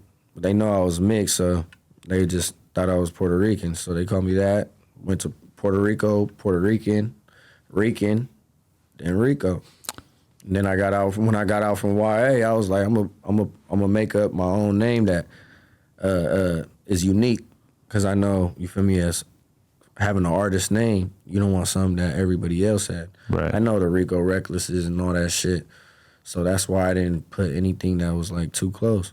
Rico Too Smoove. You look up Rico Too Smoove, I'm the only one on there. When I was watching that old video of you fighting in jail, it was like your hair's all puffed out, a little right? puffy. Yeah, a little hard to tell which one was exactly you. Exactly how it is. Yeah, the little puff ball. Yeah, see, you know what I'm saying? Niggas have controversy over that shit too. They always say random shit too. They talk about it was this guy and this guy. True to the fact of that backstory, you feel me? I could talk on this because it was something when I was young. But I was 16, you feel me, at the time. And I probably was fresh there in YA. Oh. Just getting into the shit, you feel me? I already got down a few times in intake. This was the mainline Super Max in Tuolumne Hall. But it was a young dude, but he was a little bit older than me, probably like 26. Like 24. But he was from Lompoc. His name was Ryder. Long story short, that's who I was fighting in the shit. And the reason why we was fighting, the backstory is because we had a homie that was in Super Max and lockup. You know what I'm saying? And they got something that you call high power. You know what I'm saying? When you go high power, basically you don't fuck with no other group segments. And you putting the K over everything, basically. But his thing was like, the homie, he was putting the K on all Southsiders. So we was out there, you feel me? And he was saying like, nigga, fuck them niggas. So they knew that, and he was coming back and shit, and they tried to throw like 3 fights at him. They was like, hey, you know what I'm saying? We're gonna throw 3 fights at your homie, because that nigga was back there whacking theirs. So the homie told us, and we like, shit, none of that. Like, you feel me? We not finna have you fight 3 niggas back to back. So we did our due diligence by taking 2 of those fades so that you only had 1 fade. So I fought Ryder, and then the homie at the time, you know what I'm saying, he fought this nigga named Curly. He was from Salinas. He was an upstate Southsider. But yeah, we did our thing. Bull. You can see it like not too much, but we got maced the whole shit. That's what I was thinking. I'm like, why are they sitting down now? I'm like, oh, okay, they got. But he got me with a cool one. He had dropped me. You feel me? And you could see him in the video too, like this, go over me, and he just, boop, let me back up. The reason why he let me back up, because in the politics on there is that if you hit somebody on the ground, then that means that you wanted to crack off. That means both sides, we all gonna fight. Because we had homies in the corners. So it's respectable if it's standing up, but as soon as you start kicking a dude when he's on the ground. Now everybody fighting. Boom, that's like cause for war, yeah. Because he didn't want to do all that extra shit. That's got to be tough watching UFC when you see him beating the shit out of a guy once he's down. Boom, boom, boom. Well, hey, streets is streets, man, you know what I'm saying? The old UFC, they used to be able to like kick a motherfucker in the head when he was on the ground. No, I mean. That shit was gross. Like really didn't look healthy or good for society at all. So you got knuckleheads though on both sides though. Some people, you feel me, if they choose to, then they choose to. But that's what's going to happen. Right. But obviously, that was his decision not to. We got back up, boop, boop, boop, got down. Remember, I told you already, I got down with way more than a few Southsiders, you feel me, back to back. And the next day, we programming. You know what I'm saying? It was like regular. So to me, it was like just handling business in there. But it was just YA games. Now, as I got older, we fought over hella dumb shit. You know what I'm saying?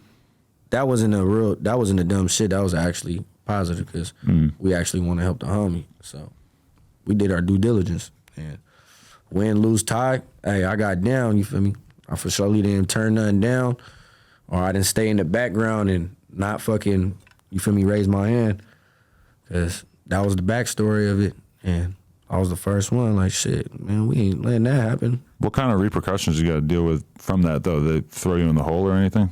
Well, for that? Yeah. Oh, so in the CYA, basically, you'll go down on lockup in your cell for like 2 days, and then the next 2 days, the gang coordinators and shit, they'll all come out with the COs, and they have something that's called CI, you feel me? And it's like this.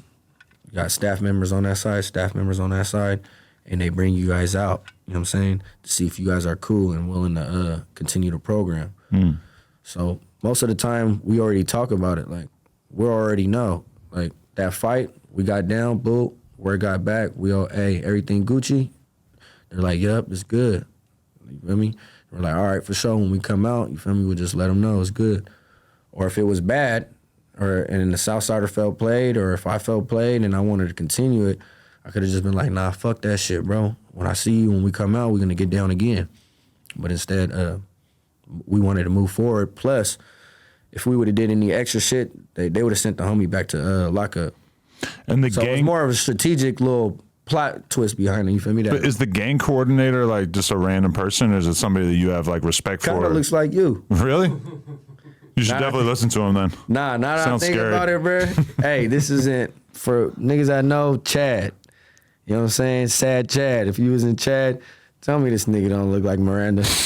Nah, he reminds me of Miranda. He just got the essence. But why are you listening to him when he's telling you like we got to figure this out? Like, is it somebody who actually has respect from the gang coordinator? Yeah. Nah, we don't really respect him like that. Oh, okay. It's more of we're dealing with it from the back end. This is what we're showing to them, to the COs and shit. We're already handling it. We know what we're gonna do and shit. But this is their protocol. They have to do that.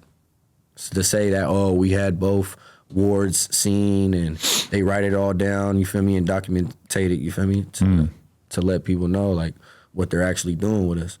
It's basically, that's why they call it gladiator school, because they had plenty of those times where.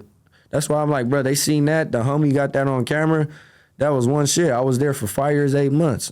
I got in plenty more fights and riots and all types of shit. So people that blew that shit up, oh, he got dropped. Like, bro, you don't know the backstory. We was thugging, period.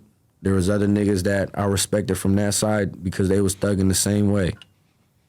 And getting to know their culture and seeing how they is, seeing how we rock. Of course, we still ain't the same, and we ain't buddy for sure. But if we on some gangster shit and someone's matching that same energy, like, all right, it gives you a different shit. You know what I'm saying? Because you're clashing. But you see it, you're like, okay, yep. And the other person sees it too. And it's more like mutual now. You feel me? You guys know each other. You guys, you feel me? It is what it is. When it's time for business, though, too, both sides, neither one will hesitate to get it popping. It's crazy because watching that, I almost feel like, damn, like how do we get people on the outside to work their issues out like that? I don't know if it's possible.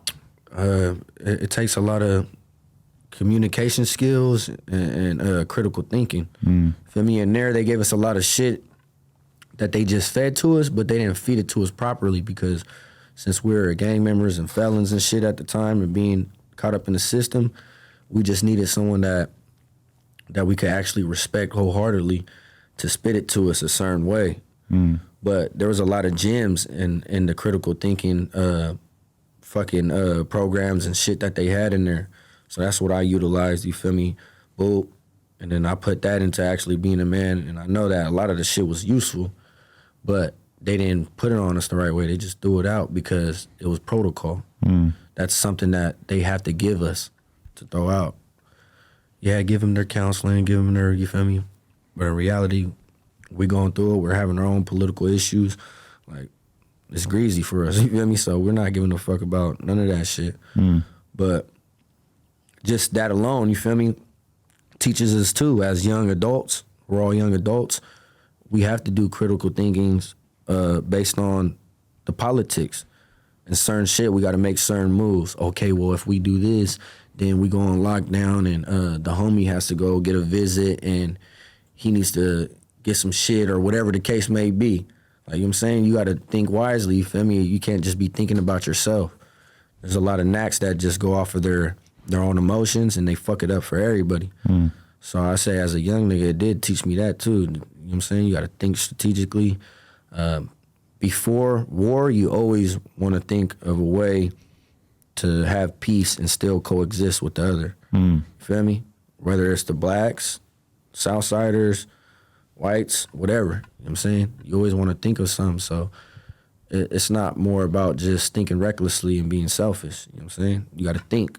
If you're not a thinker, then you're going to be a crash and making hella decisions that's going to fuck up everybody. Yeah. Yourself. People, like the crash out thing is like such a common phrase that people use now, but that really is the definition of it, is like it's crashing out. Doing something impulsively and not having a plan or not considering what's going to happen next after this. Yeah. It's some impulsivity. You feel me? When I was locked up as a kid, they had labeled my shit. I had a little disorder, impulsive disorder. And, you know what I'm saying? Probably a lot of gang members, if you were give them a bill of health. Yeah, you just boop, bop, they probably all got it. We're all impulsive. It's almost like required. So it's like the same shit, you feel me? But, I mean, it is required, but still as a gangster or even as if you're a father, you got to think about all this shit. Everything follows back to you thinking strategically and planning out your moves, you feel me? Even if you're doing certain songs or whatever, you got to think of the outcome and how is it going to look on you for the police and all the shit that we talked about. I already think about, you feel me, beforehand. I just go with my heart, you feel me, and I deal with the repercussions afterwards. Sometimes I don't make the right decisions, but for the most part, I know that I made a wrong decision and I need to correct it. So I'll do what I can to correct that shit, you feel me? Yeah, because like the impulsivity is kind of, that explains why you see dudes who their whole life is they honor gangbanging, but then they look down at somebody who joins a gang when they're 21, 22, 23, because in their mind, this is a decision that only a young man should make.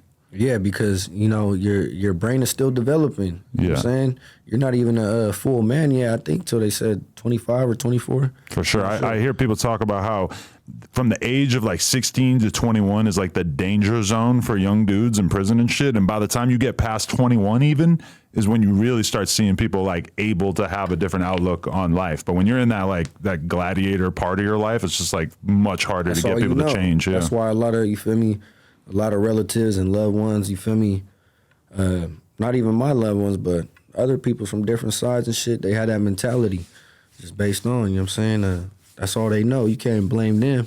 You know what I'm saying? Blame the environment that they came from. Blame the system, you know what I'm saying? Blame the education system that failed them. There's always a backstory to everybody that act out. Definitely. So, okay, anything that you want the people to keep an eye out for? Anything that we need to make sure we cop when it drops? Out here, I ain't gonna lie. When I slid out here, I knew that we was gonna be out here, so we made sure that, you know, we did like a little 3-day little excursion type shit. So we wasn't out here touristing or doing no dumb shit. We had tapped in with a few artists. Shout out my nigga Teezy. Shout out that nigga Zoe Osama. They stood on business, and we got some hot shit coming soon, you feel me? That's dope. So I just want everybody to know that, you know what I'm saying, I'm working. I'm going to continue to work, and I'm going to step on my boundaries. My album dropped, you know what I'm saying, June 14th. Cop that motherfucker. Me and Herminator. Produced by Herminator. Solely produced by him. I got some party shit on there, some struggle shit, and I got some shit for the bitches. So, you know what I'm saying? It's diverse on that. Just go back to what I was saying, you feel me? Now it's time to just showcase talent, you feel me? I ain't gotta fight fire with fire. I know where niggas stand. You gonna just see my talent really prove itself and show you feel me, before anything. Nah, yeah, I agree. And I like the way you, the way you conduct yourself and the fact that you don't talk about a bunch of bullshit that you're not supposed to be talking about and shit. I feel like out of everybody I met from up north, you might have the most potential for sure. So definitely, keep it going, because I feel like you could be a big ass artist. Hell yeah, for sure. Appreciate that. Hell yeah. Moments. Appreciate you, man. Rico Too Smoove. Make sure you turn them up on all streaming services and Instagram, etc. And cop that project when it drops. Shout out to you, man. Appreciate you. Yes, sir. No Jumper, coolest podcast in the world. Check us out on YouTube, TikTok, Patreon, and Instagram. Like, comment, subscribe. NoJumper.com if you want to support. Let's go.